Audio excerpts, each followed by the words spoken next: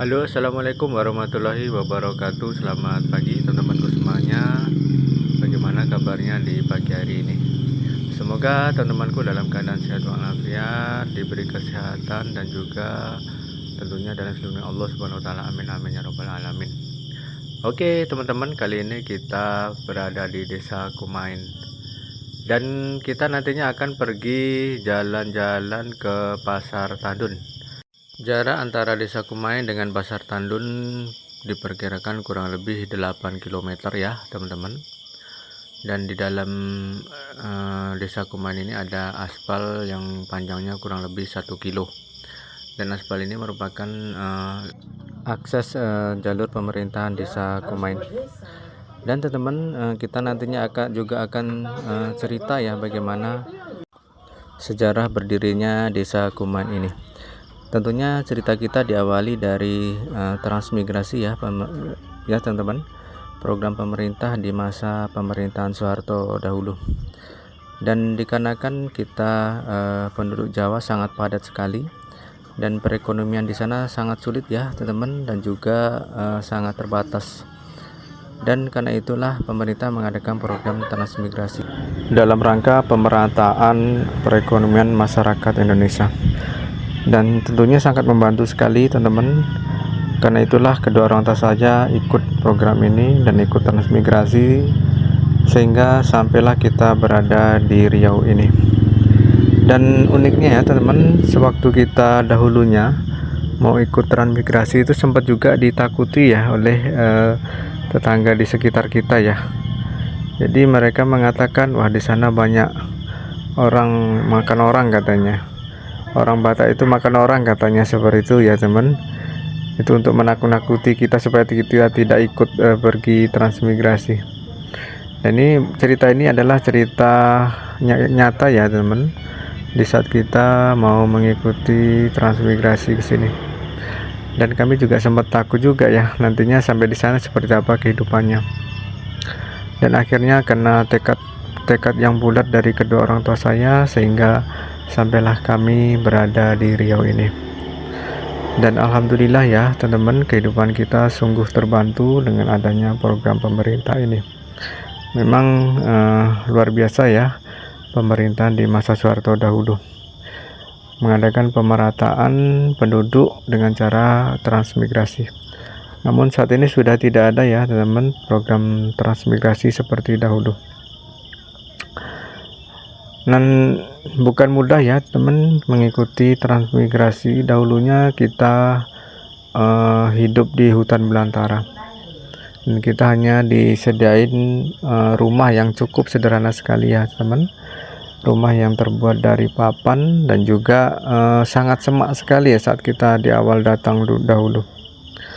Dan banyak sekali ular-ular ya, bahkan di samping rumah kita itu ada ular sebesar ember ya teman-teman. Dan panjangnya kurang lebih 7 meter, ular piton. Dan kita tangkap dengan menggunakan umpan seekor ayam, dan akhirnya ularnya tertangkap. Dan cukup miris sekali lah teman ya kehidupan dahulu itu sewaktu kita di awal-awal di Desa Kumain ini. Dan bahkan sebagian yang ikut transmigrasi ada yang tidak tahan dan mereka kembali pulang ke Jawa. Namun karena bulat tekad kedua orang tua saya untuk mengubah kehidupan ya teman, akhirnya alhamdulillah kita sudah memetik hasilnya dari jerih payah yang mereka lakukan. Memang luar biasa ya teman, kedua orang tua kita ini adalah pahlawan bagi kita, karena dengan beliaulah kita bisa seperti saat ini. Dan seperti yang teman-teman lihat kali ini ya, ini adalah perkebunan kelapa sawit yang sudah diremajakan. Artinya sudah melakukan penumbangan 1 kali ya selama kita berada di Desa Kumain ini. Dan sedikit saya akan cerita ya tentang Desa Kumain ini. Dahulunya Desa Kumain ini bukan, namanya adalah Desa Gajah ya teman-teman, bukan Desa Kumain. Kenapa demikian? Karena saat itu di Desa Kumain ini banyak sekali gajah. karena itulah setiap perumahan itu alamatnya itu dinamai dengan G. G itu artinya adalah gajah ya teman. Di sini ada 5G, G1, G2, G3, G4 dan G5.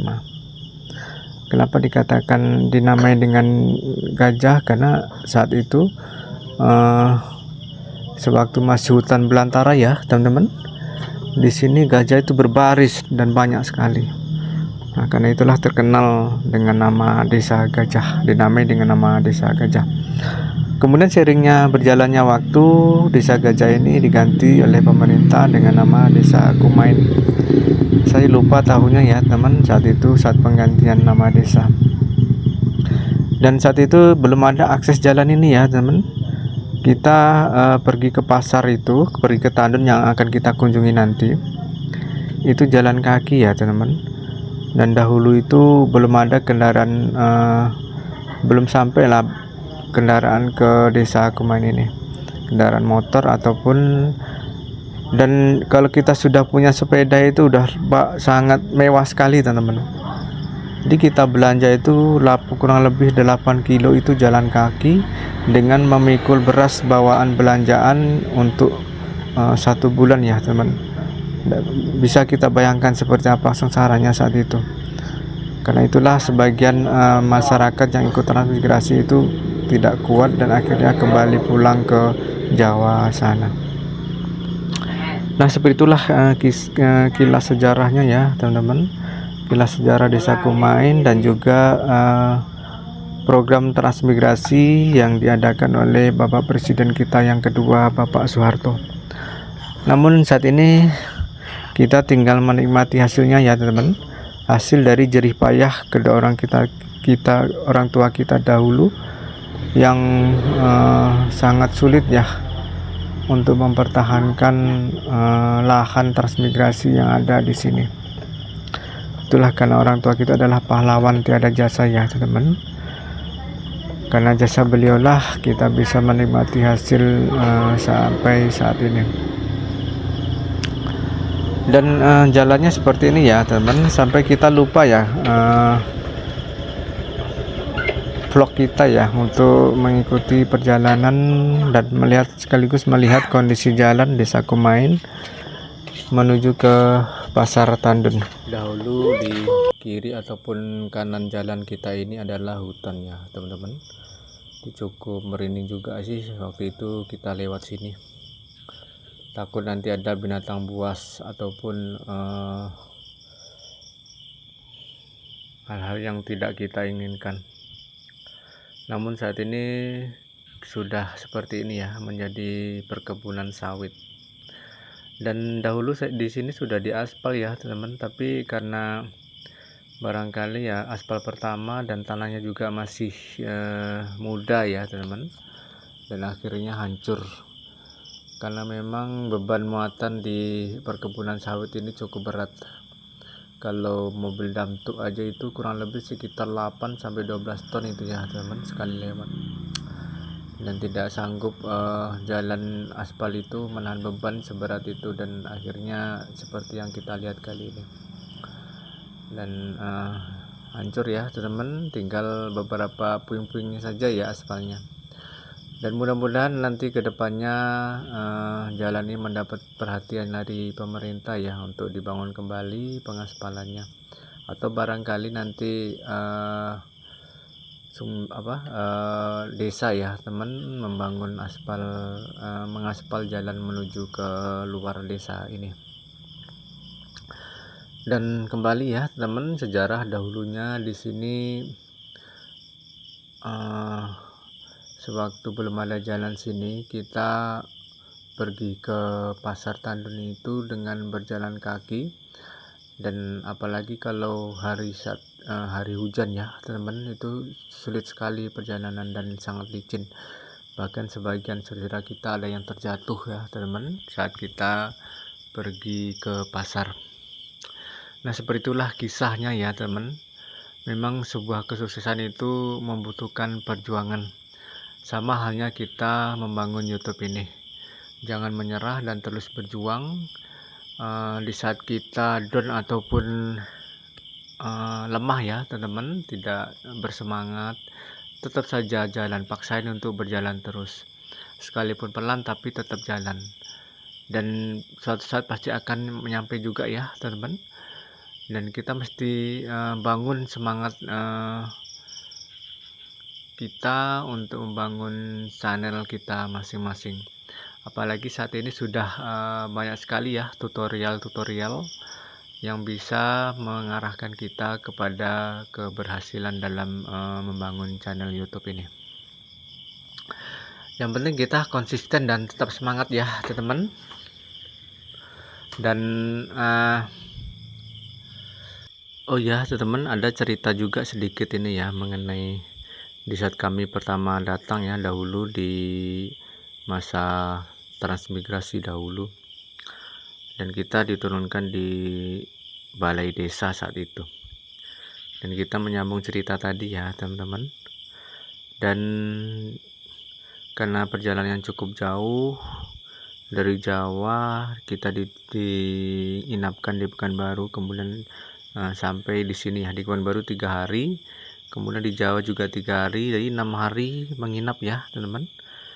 Dan dalam perjalanan itu lebih 1 minggu kita ke Riau ini. Dan sampainya di sini tentu kita cukup lelah dan juga merasa haus juga ya teman-teman. Dan suatu hari orang tua saya ya itu sempat terminumnya air minyak tanah dan muntah-muntah teman-teman, dan dinetralisir dengan air kelapa, dan alhamdulillah akhirnya reda juga ya mual-mualnya. Dan memang saat itu kondisinya barangkali ya namanya juga kita baru nyampe, dan tepatnya juga di dalam hutan ya, bayangkanlah sama teman-teman seperti itu perjuangan kedua orang tua kita untuk memperjuangkan tanah yang ada di transmigrasi ini. Dan saat ini kita menikmati hasil dari jerih payah mereka. Jalannya seperti ini ya teman, becek dan juga jalan tanah. Jadi cukup hati-hati sekali kita melakukan perjalanan ini. Dan kembali ke cerita tadi ya teman-teman. Dan setelah beberapa tahun di sini, mulailah sawit ini ditanami sawit dan juga menghasilkan. Nah, karena kita masih kebun sawit masih dipegang oleh PT, karena saat itu kan kita dengan menggunakan investasi dari PT ya teman-teman. Dan uang yang dikeluarkan oleh PT itu harus kita bayar dengan hasil sawit itu dengan cara mengangsur, dan sampai lunas baru menjadi hak milik pribadi. Dan alhamdulillah sekarang sudah menjadi hak milik pribadi. Nah, parah juga ya jalannya seperti ini ya teman-teman. Mudah-mudahan teman-temanku terhibur ataupun senang ya dengan cerita yang kita sajikan, cerita yang berdasarkan kenyataan ya teman-teman, berdasarkan apa yang kita alami saat kita ikut transmigrasi dahulu. Dan itu kurang lebih tahun 1989 ya teman, 88 89 antara itu ya. Saat itu kita masih kecil ya teman, dan masih anak-anak kita dibawa ke hutan belantara. Dan untuk sementara kita sekolahnya di balai desa saat itu ya teman, karena kita saat itu kelas 3 ya, jadi kita sekolah di balai desa dan muridnya beberapa orang. Dan sesampainya kita di balai desa saat pertama kali datang, dan kita diantar oleh yang jauh ya teman-teman, karena rumah ini kan ada yang jauh yang dekat. Yang jauh itu diantar oleh John Deere ya teman saat itu. Dan kita sempat berpikir, wah ini masih belum nyampe, ini masih perjalanan lagi, diantar ke rumah jatah masing-masing. Dan kebetulan sekali ya kita dapat jatah yang dekat, dan kita jalan kaki saja ya teman-teman. Ya betul, kita saat itu jalan kaki dan menemukan rumah jatah yang dijatahkan oleh pemerintah kepada kita. Dan ternyata kita dapat lahan yang dekat dengan parit. Nah ya teman, dekat dengan air sehingga kita tidak kesulitan ya mencari air saat itu. Dan dengan seiring berjalannya waktu hingga sekarang ya teman-teman, bagi mereka yang bertahan di transmigrasi ini ya mereka sukses punya kebun, kemudian punya ladang ya, lahan sawit. Dan mana yang tidak bertahan, rata-rata mereka masih dalam keadaan kesulitan ya teman-teman. Karena itu kalau kita sudah mengambil sebuah keputusan, jangan menyerah ataupun mundur, harus kita sampai berhasil supaya apa yang kita lakukan tidak sia-sia ya teman-teman. Dan di sini jalannya juga becek, kita sudah mendekati simpang jalan besar ya teman-teman, atau jalan provinsi. Dan mudah-mudahan cerita yang kita sajikan ini menghibur teman-temanku semuanya. Dan apabila berguna informasi yang kita sajikan untuk teman-temanku, dukung selalu channel kita ya teman, dengan cara subscribe, like, komen, dan share. Dan juga tekan notifikasi loncengnya agar teman-temanku selalu terupdate informasi-informasi menarik yang kita sajikan untuk teman-temanku semuanya.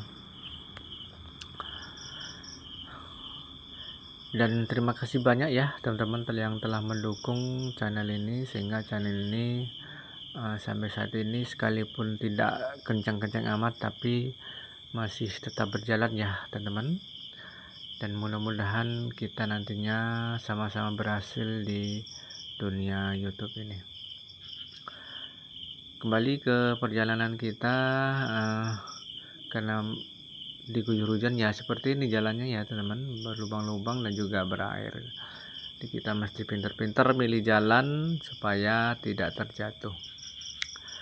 Dan di sebelah kiri kita ini adalah pesantren ya teman-teman. Ini jalannya menurun teman-teman, kita mesti hati-hati. Dan juga banyak kerikil ya ini teman-teman. Dan di depan sana sudah nyampe simpang ya teman.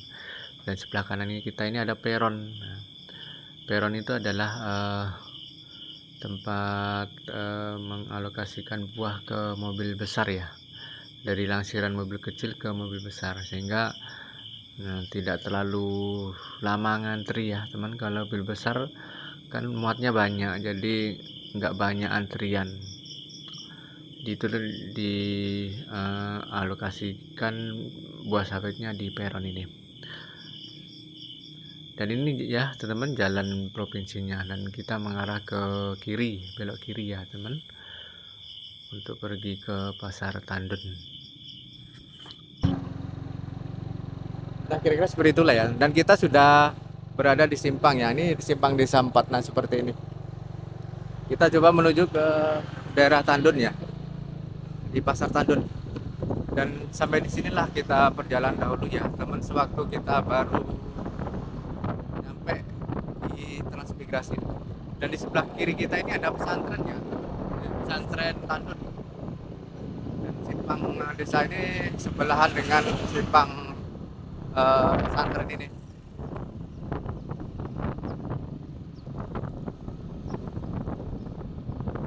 Dan kondisi jalannya tidak terlalu ramai ya, seperti yang teman-teman lihat kali ini. Di depan kita ini ada jembatan. Jadi teman-teman, dahulunya sewaktu baru saja kita sampai di sini, jalan kita itu di sebelum jembatan ini ya teman. Tapi saat itu kita jalan kaki menuju ke Pasar Tandun. Dan ini jalannya, nah ini ke arah sana itu dulu jalan tanah teman. Dan ini jembatannya. Dan kita berjalan ke sini dari desa tadi sampai ke Pasar Tandun. Kurang lebih kalau diperkirakan itu sekitar 8 kilo lebih ya, 8 kiloan ya teman, sampai ke Pasar Tandun. Seperti itulah perjalanannya untuk berbelanja ya teman, untuk kebutuhan sehari-hari. Dan beda saat ini, saya ini sudah senang ya pakai Honda, udah bisa. Dan ini adalah lapangan sepak bola Tandun ya teman. Di sebelahnya ini ada pohon besar dan cukup rindang sekali.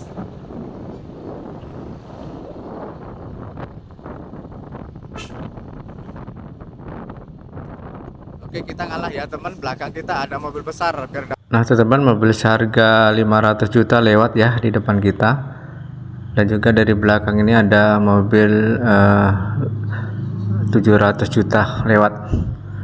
Dan ini salah satu cara ya untuk memancing iklan mahal ya teman, dengan menyebutkan nominal. Dan ini perkiraan juga ya teman, bukan informasi yang bisa dipastikan. Dan depan kita ini mobil seharga 400 jutaan ya teman. Nah oke teman, barangkali dan kita sudah mendekati pasar. Dan di sebelah kiri dan sebelah kanan kita ini adalah mobil besar ya. Nah sehingga terjadi macet seperti ini. Dan nilainya cukup besar juga ya teman. Dan sebelah kiri kita ini mungkin seharga 1 miliar ya teman.